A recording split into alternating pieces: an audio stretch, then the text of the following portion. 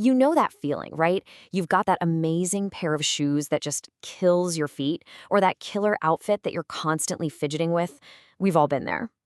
Well, today we're going to pull back the curtain on the real cost of fashion. We're talking about the pain, the distraction, and the restriction that so often comes with getting dressed. And we're going to find out why it seems to affect some of us way more than others. And this quote from writer Lucy Rycroft Smith, man, it just hits home, doesn't it? She absolutely nails that feeling of being at war with your own clothes. You know, the constant nips and digs, the marks they leave behind. It's such a powerful way to describe something so many of us have felt, but, we just don't really talk about it. So that's the big question, isn't it? Is this just a personal thing, a bunch of us having the same bad luck with our wardrobes, or is there something bigger going on here, a real measurable pattern? To get to the bottom of it, we have to go from stories to science. And that's exactly what a group of researchers did. They launched a formal investigation into what they called PDR clothing. Okay, so the researchers leading this were Renee Engelin and Ann Zola. And their whole goal was to stop guessing. They wanted to go beyond the anecdotes and collect hard data to see if there were real, measurable differences in who's wearing this stuff, and, importantly, why. Now, to do this right, scientifically, you can't just ask people if their clothes are uncomfy. You need a solid definition. So they came up with a name for it, PDR clothing. That stands for painful, distracting, and/or restricting. Naming it, giving it this specific category, that was the key to actually studying it properly.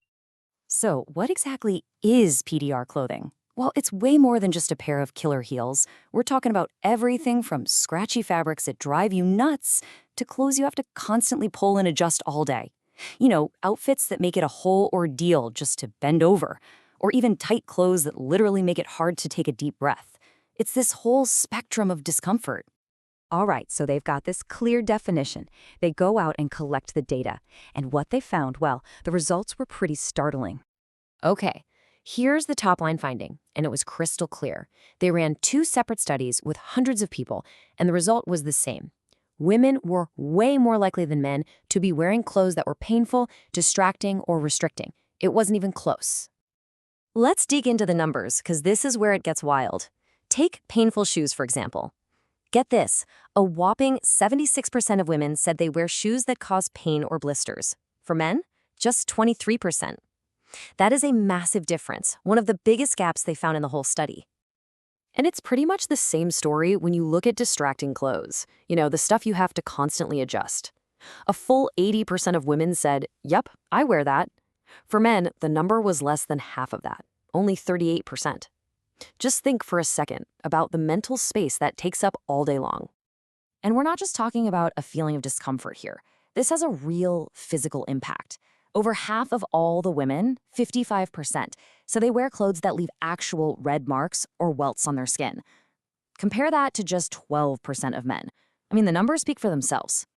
But honestly, if there's one single statistic that sums this whole thing up, it's this. In one of the studies, they asked how many people wore none of these types of uncomfortable clothes. For women, that number was 1%, just 1. It basically means that for women, wearing some kind of uncomfortable clothing is pretty much a universal experience.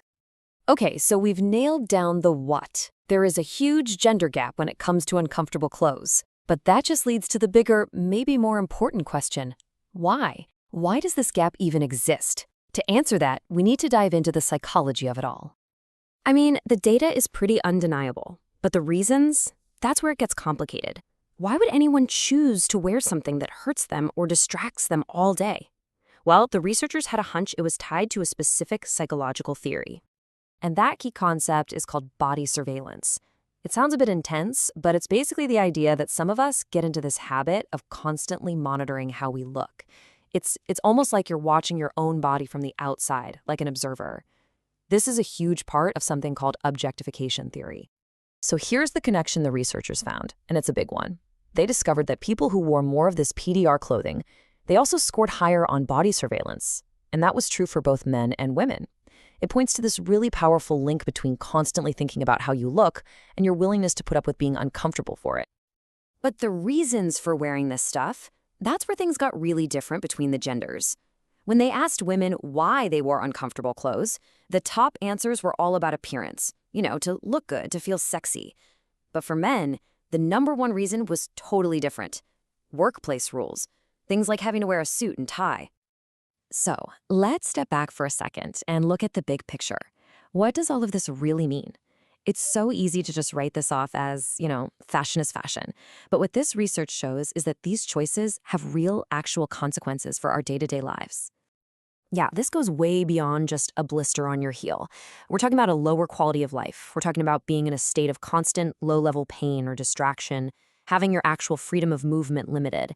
And at the end of the day, all of it just reflects and even reinforces these huge cultural pressures about what we're supposed to look like. And this isn't some new idea. It's baked right into our culture. One participant in the study even shared something their mom always used to say: "It hurts to be beautiful." Wow. I mean, that one little phrase just perfectly sums up how this whole trade-off between style and comfort gets normalized and just passed down. So, that really leaves us with one last big question to chew on. We've seen how our clothes can literally restrict our bodies, but it makes you wonder, right?